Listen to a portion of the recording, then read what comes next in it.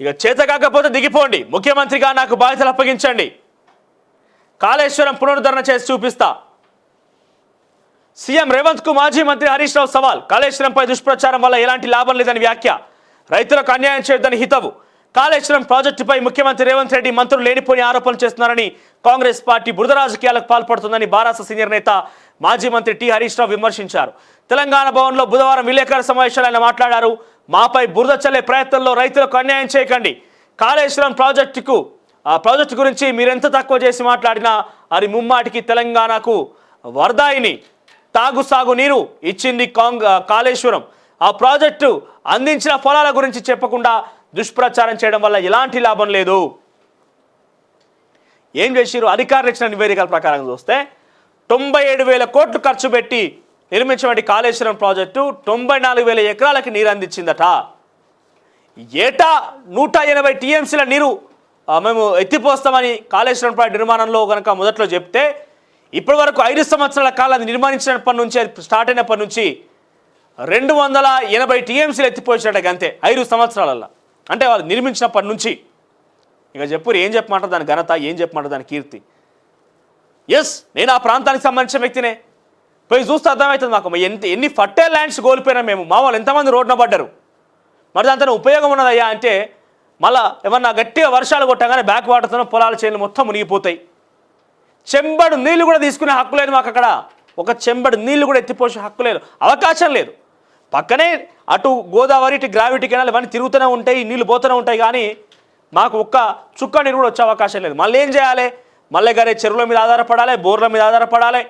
లేకపోతే పక్కనే ఏమంటారు దాన్ని, గతంలో ఎస్ఆర్ఎస్పీ కెనాల్ నుంచి వచ్చే నీళ్ళు ఉన్నాయి కదా, ఎల్లంపల్లి నీళ్ళు, ఎస్ఆర్ఎస్పీ నుంచి వచ్చే నీళ్ళు ఘాటి మీదే కాలువల నీళ్ళ మీద ఆధారపడాలి తప్ప కాళేశ్వరంతో మరి ఏమంటారు ఇప్పుడు అక్కడ కూడా ఎస్ఆర్ఎస్పీ ఎల్లంపల్లి కూడా నీళ్ళు ఎక్కడికి వస్తాయి, గదే కాళేశ్వరం నుంచి వచ్చినాయి అంటారు. మళ్ళీ అంటే కాళేశ్వరం కట్టకముందు గదాని మీద ఆధారపడ్డాం మేము, కాళేశ్వరం కట్టినాక గదాని మీద ఆధారపడ్డామంటే దీని తేడా ఏమున్నది? మీరు అనుకుంటారేమో కాళేశ్వరం ప్రాజెక్టు కట్టిరా బాబు అక్కడ ఉన్న రైతులకు చాలా బాగుండేది అనుకుంటారు. ఒక్కసారి ఎవరైనా కాళేశ్వరం అక్కడ అంటే స్పెషల్గా వెళ్ళకుండా కూడా ఆలయం విజిటింగ్ వెళ్ళినా కూడా 2-3 రైతులు అడుగురు, అక్కడ చెప్తారు ఏం జరిగింది అనేది. సుందుల బ్యారేజ్ కాడికి పోయి అడుగుర్రి, ఇంకా అన్నారం బ్యారేజ్ కాడికి పోయి అడుగుర్రి. ప్రజలకు చెంబడు నీళ్ళు ఎత్తుకునేటువంటి అవకాశం కూడా లేదు. ఫర్టైల్ ల్యాండ్స్ కోల్పోయారు. చాలా నాణ్యమైనటువంటి విలువలు కలిగినటువంటి ఆ భూమిని కోల్పోయారు. వాళ్ళకు ఉపయోగం లేదు. వాటి కీర్తి చెప్పమనంటే కాళేశ్వరం, ఎస్ కాళేశ్వరం నిర్మాణం బాగానే జరిగింది, చాలా తొందరగా కంప్లీట్ చేసిర్రు. ఏమో చేద్దామనుకున్నారు. దాని గురించి అంటే ఏమైతే డిజైన్ 7 మోటార్లు 8 మోటార్లు, బాహుబలి మోటార్లు, టన్నెల్స్, తర్వాత మేడిగడ్డ దగ్గర మేడారం దగ్గర టన్నెల్ కింద నీళ్లు పోవడు, ఇవన్నీ చాలా చెప్పుకుంటే ఓ పెద్ద సెట్ వేయవచ్చు, అంటే పెద్ద ఒక పుస్తకం రాయవచ్చు. మరి అదే తరహాలో ఉపయోగం ఉండాలి కదా. మేము చదువు చదివినామంటే ఆ చదువుకు ఉపయోగం లేకుండా ఇంటికాడ బర్రెలు కాస్తా అంటే ఎవరికి ఉపయోగము? అది నీ సన్నసత్వం అవుతుంది, లేకపోతే నీ యొక్క ఏమంటారు అలసత్వం అవుతుంది, నీ దుర్బుద్ధి అవుతుంది.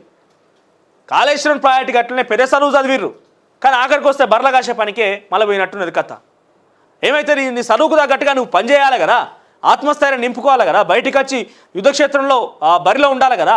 కాళేశ్వరం ప్రాజెక్ట్ అనేది అంత పెద్ద గొప్ప చదువు చదివినట్టుగా ఆ ఇంజనీర్ యొక్క కన్స్ట్రక్షన్ జరిగినట్టుగా బాహుబలి మోటార్లు, టన్నెళ్ళు అయ్యి మొత్తం బాగానే కట్టిర్రు. కానీ దానికి ఉపయోగం ఉండాలి కదా, ఎంత ఉపయోగం ఉన్నదని ఉండాలి కదా.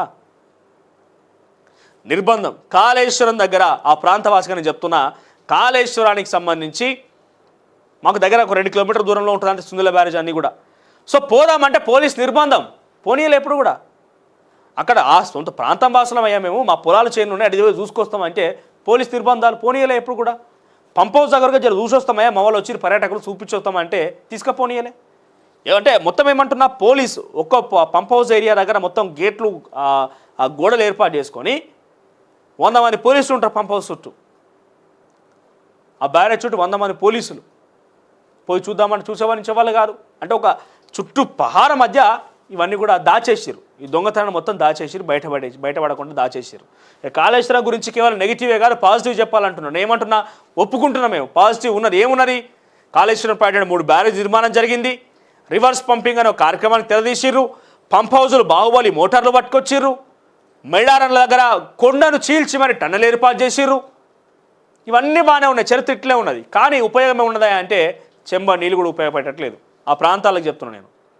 ఇక ఏమంటారు, హైదరాబాద్కి వచ్చేది కాళేశ్వరం నీళ్ళే, సూర్యాపేటకు వచ్చేది కాళేశ్వరం నీళ్ళే, మెదక్ పోయేది కాళేశ్వరం నీళ్ళే, వికారాబాద్ పోయేది కాళేశ్వరం నీళ్ళే, మహబూబ్ నగర్ పోయేది కాళేశ్వరం నీళ్ళే, తెలంగాణనే కాదు అవసరం పక్క రాష్ట్రం పోయి కూడా కాళేశ్వరం నీళ్ళే అని చెప్తారు.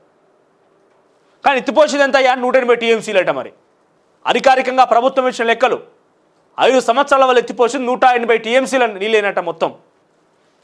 గతంలో ఎవరైనా నాగన్ జనార్దన్ రెడ్డి, ఆయన నాగన్ జనార్దన్ రెడ్డి గమ్మత్ ముచ్చట చెప్పిండు కాంగ్రెస్ ఉన్నప్పుడు. ఏం చేసిండు, బీఆర్ఎస్ పార్టీ ఎట్లా చేశారంటే ఈ ముచ్చట ఉదాహరణ తీసుకుంటే ఇది మేడిగడ్డ బ్యారేజ్ అనుకుందాం, తర్వాత ఇది అన్నారం బ్యారేజు, తర్వాత ఇది సుందిళ్ళ బ్యారేజు, ఇది ఓవరాల్గా ఇల్లంపల్లి.